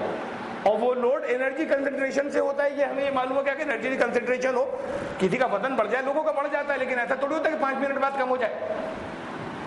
اگر چند منٹ کے لیے اگر بڑھتا تھا، ماس بڑھتا تھا اور ریلیز ہو جاتا تھا، کم ہو جاتا تھا، تو اس کا مطلب ہے کہ وہ انرجی کنسنٹریشن ہوتا تھا اور ختم ہو جاتا تھا. اور وہاں یہ کہہ رہے ہیں کہ اسی وقت وحی کا نزول ہوتا تھا اور آیات سناتے تھے. اب یہ بات جو ہے پھر انہوں نے، اب میں جو قرآن شریف کی آیات میں آپ کو بتا رہا تھا وہاں پہ انہوں نے کوٹ کی، یعنی قرآن نے وہ جو کہا اسے آپ انداز بیان سمجھتے ہیں، اور ہے سورہ حشر کی جو آیات ہے، سورہ نمبر 59 کی آخر کی آیات، لو انزلنا هذا القرآن على جبل لرأيته خاشعا متصدعا من خشية الله، اگر اس قرآن کو ہم پہاڑوں پر اتار دیتے، نازل کر دیتے، لو انزلنا هذا القرآن على جبل لرأيته، تو تم اس کو یہ دیکھتے خاشعا متصدعا من خشیۃ اللہ کے خوف سے پہاڑ کرش ہو جاتا، بیٹھ جاتا. یعنی ایکسٹریم انرجی کنسنٹریشن ہے قرآن کے نزول کے اندر، اور اتنا وہ لوڈ پتھر برداشت نہیں کر پاتے، اتنا لوڈ ہے، وہ اتنا ایکسٹریم ہے، اتنا کنسنٹریشن ہے. پھر یہی تو کوئی طور پر ہوا کہ انرجی کنسنٹریشن تھا، جب کہا کہ اللہ میں دیکھنا چاہتا ہوں، حضرت موسیٰ نے کہا، فرمایا تم دیکھ نہیں سکتے. اور دیکھو یہ اگر پہاڑ بچ جائے تو شاید تم بھی دیکھ سکو، تو اپنی تجلی پہاڑ پر ڈالی اور پہاڑ جو ہے وہ چورا ہو گیا. تو یہ ایکسٹریم انرجی، وہ انرجی کا ذرا سی سورس تھی جو وہاں پر، اس سے اتنا زیادہ ویٹ بڑھا کہ وہ چورا ہو گیا، پس گیا اس وقت. وہ جو اللہ کے نور کی تجلی تو زبردست تھا، تو چور ہو گیا، پاؤڈر بن گیا. کہا کہ یہ پہاڑ بچ جائے تو تم دیکھ لو، تم نہیں دیکھ پاؤ گے. تو یہ اس وقت کا اس کے ساتھ میں انرجی کنسنٹریشن سے جو ویٹ بڑھتا ہے وہ اتنا زبردست تھا اس کا، تو اس کو تو وہ جھیل نہیں پایا. یعنی یہاں پر یہ نہیں کہا چورا ہو جائے گا، کہ یہ اللہ کے خوف سے وہ پہاڑ جو ہیں وہ لو انزلنا هذا القرآن على جبل لرأيته خاشعا متصدعا من خشية الله، یہ پہاڑ جو ہیں یہ بیٹھ جائیں گے اللہ کے اس کے خوف سے. تو یہ خالی کوئی اس کے کوئی صحیح مطلب معنی جسے ہم یہ کہہ سکیں کہ بھئی اس سے مراد کیا ہے، کوئی ہم آج کے دور میں اپنے سمجھتے ہوئے معنی لے لیں کہ انداز بیان ہے، کہ پہاڑوں پہ نازل ہوتا تو ایسا ہو جاتا. تو انہوں نے کہا نہیں، خانداد بیان نہیں ہے وہ، اپناد بیان تو اپنی جگہ سمجھتے رہے. یہ واقعی زبردست ایک لوڈ ہوتا تھا. تو اس کو اللہ نے یہ بتایا کہ اگر ہم پہاڑوں پہ ڈال دیں تو پہاڑوں کبھی چٹانیں جو ہیں وہ کرمبل کرنے لگے، چٹکنے لگے. اتنا لوڈ ہوتا ہے. اور اتنا لوڈ ادھر آتا تھا اس وقت. سر کیوں نہیں کرش ہو گیا، خود وہ کیوں نہیں کرش ہو گیا اتنا، لیکن اتنا ہے کہ اتنا لوڈ آتا تھا اس وقت کہ اونٹ سے برداشت نہیں ہوا، بیٹھ گیا. اونٹنی سے برداشت نہیں ہوا. ایک تو یہ قرآن کی انہوں نے آیت کہ میں نے آپ کو بتایا، یہ ہے کہ کتاب متشابہ مثانی، یہ اس کے اندر اسی آیت کے اندر جیسے دہرائے ہوئے ایک دوسرے معنی متشابہ اسی آیت کے اندر. کہ سورہ الم نشرح انہوں نے حوالہ دیا اس میں اپنی کتاب. الم نشرح کہ اللہ نے دیکھی نازل فرمایا الم نشرح لک صدرک، کیا ہم نے تمہارے لیے تمہارا سینہ کھول نہیں دیا. اب آج تک آپ نے اس کا ترجمہ جو بھی پڑھا اور اس کے معنی جو بھی پڑھے ہو، میں پہلے ویسی ٹرانسلیشن کر دوں جنہوں نے نہیں پڑھا ہے. اور جنہوں نے نہیں پڑھا ہے تو کیا ہم نے تمہارے لیے تمہارا سینہ کھول نہیں دیا، شرح صدر نہیں کر دیا. وَوَضَعْنَا عَنْكَ وِزْرَكَ، اور تمہارے اوپر سے ہم نے تمہارا بوجھ نہیں ہٹا دیا. الَّذِي أَنْقَضَ ظَهْرَكَ، جو تمہاری پیٹھ کو کرش کیے ڈالنا تھا، پیٹھ توڑے ڈال دیا، وہ بوجھ تمہارے اوپر سے ہٹا نہیں دیا. وَرَفَعْنَا لَكَ ذِكْرَكَ، اور تمہارا ذکر ہم نے بلند نہیں کر دیا. فَإِنَّ مَعَ الْعُسْرِ يُسْرًا إِنَّ مَعَ الْعُسْرِ يُسْرًا. تو ہر تنگی کے ساتھ، پریشانی کے ساتھ پھر اس کے بعد ریلیف بھی ہے، آسانی بھی ہے، اور ہر تنگی کے بعد ریلیف ہے. دو بار دہرایا ہے. فَإِذَا فَرَغْتَ فَانْصَبْ، پھر جب فارغ ہو جاؤ تو جم جانا.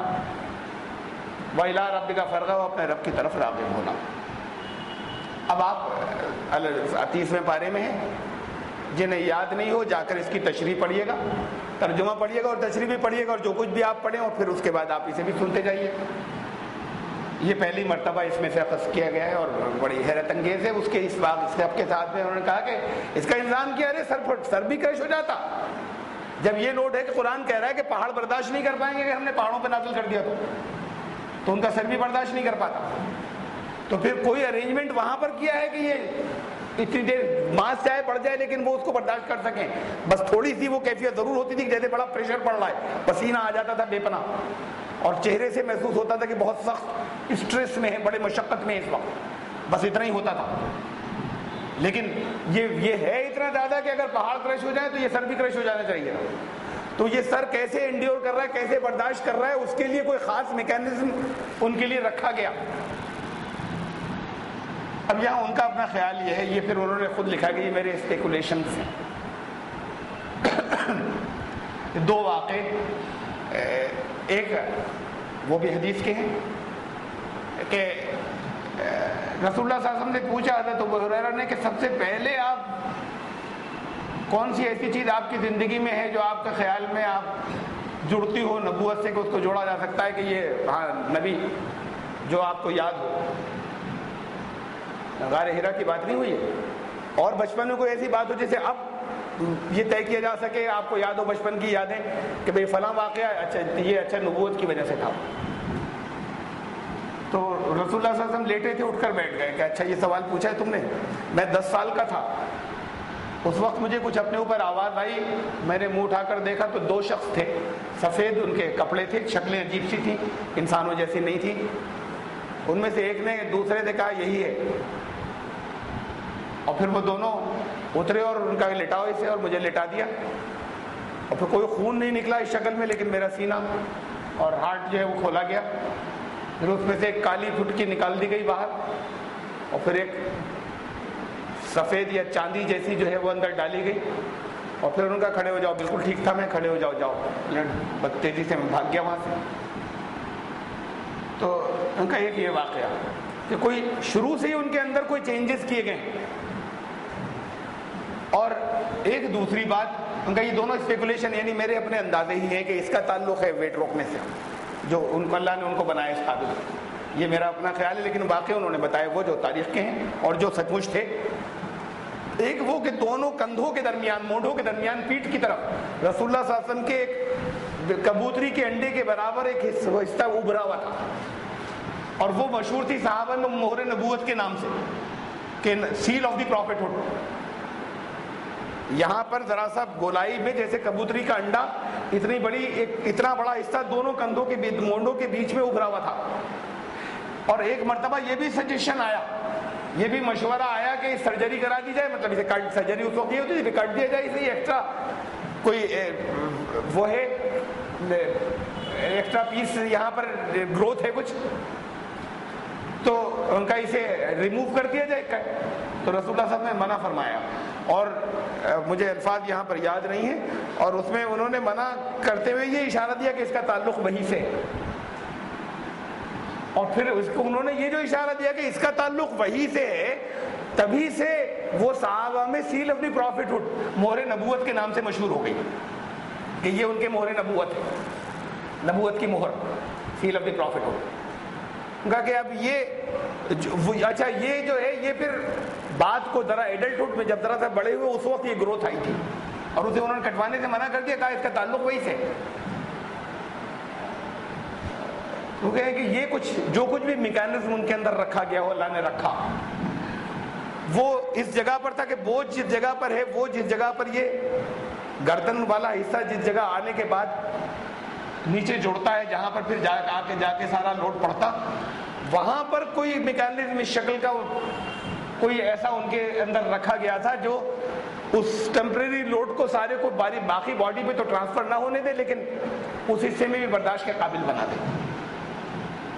اب یہ انہوں نے کہا یہ میرا اسپیکولیشن ہے, چونکہ اسے انہوں نے کہا کہ اس کا تعلق وہی سے, اور ایک ایسی چیز تھی جسے مہر نبوت کے نام سے مشہور تھی. رسول اللہ صلی اللہ علیہ وسلم نے کبھی منع بھی نہیں کیا صحابہ سے کہ یہ مت کہا کرو اسے, seal of the prophethood. اور یہ بات اپنی جگہ ہے کہ ان کا ہیڈ اس پریشر کو برداشت کرتا تھا, تو شاید وہ مہر نبوت ہی ایسی چیز تھی جس سے, اس میں کیا چیز تھی یہ نہیں معلوم, وہ کیا پروسیس تھا, لیکن وہ انڈورنس اور وہ وقتی جو بہت زبردست قسم کا پریشر ہے جو اس کو برداشت کرنے کا میکینزم اس کے اندر تھا. اب اس میں تھا یا نہیں تھا ان کا یہ تو ہے اسپیکولیشن, لیکن قرآن کہہ رہا ہے الم نشرح لک صدرک.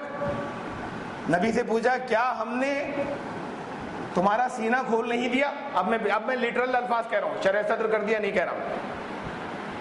کیا ہم نے تمہارا سینہ ایکسپینڈ نہیں کر دیا اور کھول نہیں دیا تمہارے لیے.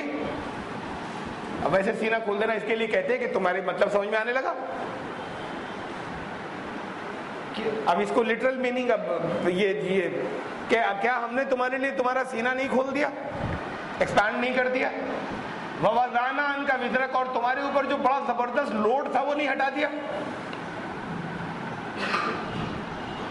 اب لوڈ جو اب آپ تفسیر اس کی پڑھیے گا اپنی جگہ, کہتے ہیں کہ بھئی لوڈ یہ تھا کہ یہ اللہ کے پیغام کو لوگوں تک لے کے جانا ہے, تو وہ ہٹ کیسے گیا. بھئی وہ تو لوڈ رہتا آخر تک, ہمیشہ رہتا ہوں کہ اللہ کے پیغام کو لوگوں تک لے کے جانا ہے. تھوڑے دن رہا پھر ہٹ گیا, تو ہٹ کیسے گیا. بعض نے اس کے اندر یہ اپنا اسپیکولیٹ کیا ہے, اندازے لگائے مفسرین نے کہ بہت زیادہ لوڈ ان کے دماغ پہ اس بات کا تھا کہ اس کو پہنچانے میں کہیں ایررز اور غلطیاں نہ ہو جائیں, لیکن کوئی ہمیں ہسٹورک ثبوت نہیں ملتا تاریخی کہ ان سے غلطیاں ہو جاتی تھی. اب یہ لوگوں کے اندازے کہ کس چیز کا کیسا بوجھ تھا جو اللہ کہہ رہا ہے ہم نے ہٹا دیا, لیکن آپ اس روشنی میں سے دیکھیں کہ وہ لوڈ ہوتا تھا اور بوجھ ہوتا تھا وہی کا, اور وہ ناقابل برداشت ہوتا, لیکن اللہ نے ان کے لیے قابل برداشت کر دیا تھا, بیئریبل کر دیا تھا. ویسے وہ تو کرش ہو جانے لائق لوڈ تھا, جو کنسنٹریشن جو انرجی کا اس وقت ہوتا تھا اس سے جو ٹیمپریری جو ویٹ اور ماس بڑھتا تھا. الم نشرح لک صدرک, کیا ہم نے تمہارے لیے تمہارا سینہ کھول نہیں دیا. ووضعنا عنک وزرک, اور تمہارے اوپر جو لوڈ تھا وہ ہٹا نہیں دیا. الذی انقض ظہرک, جو تمہاری پیٹھ کو جھکائے ڈالنا تھا, توڑے ڈالنا تھا, ایسا لوڈ.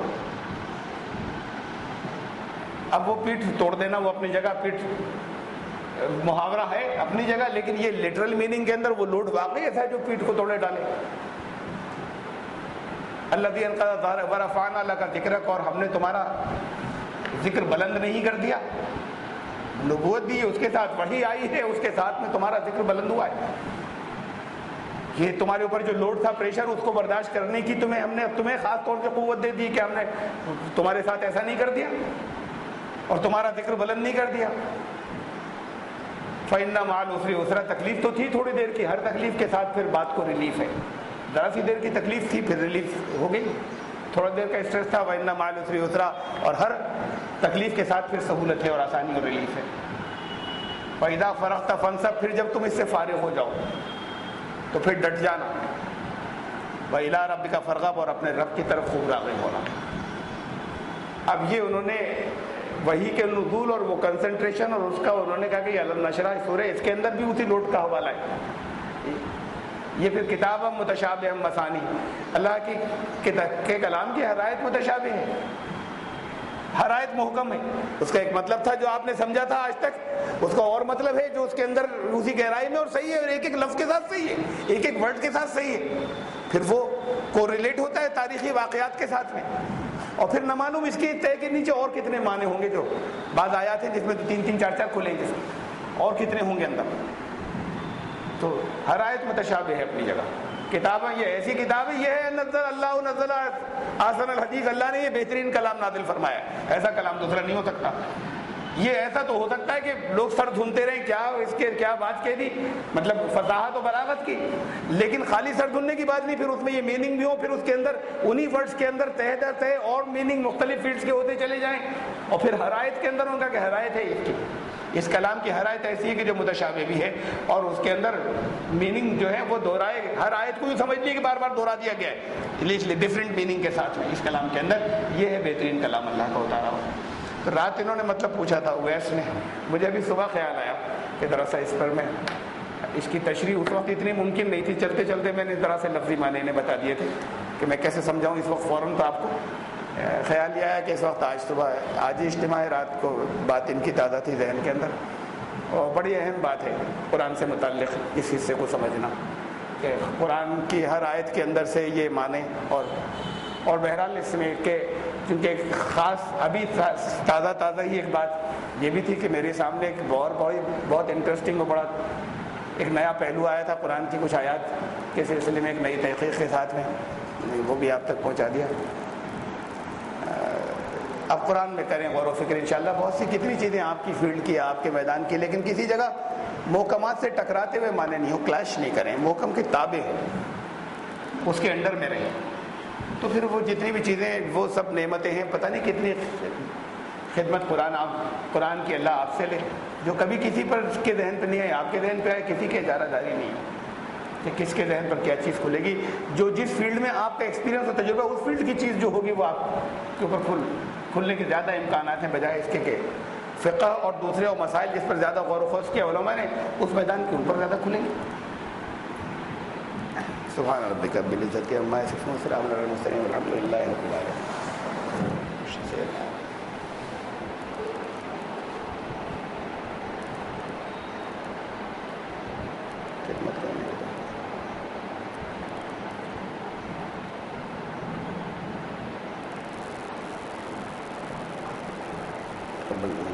ربنا تقبل منا انك انت السميع العليم وتب علينا انك انت التواب الرحيم صلی اللہ تعالی علیہ۔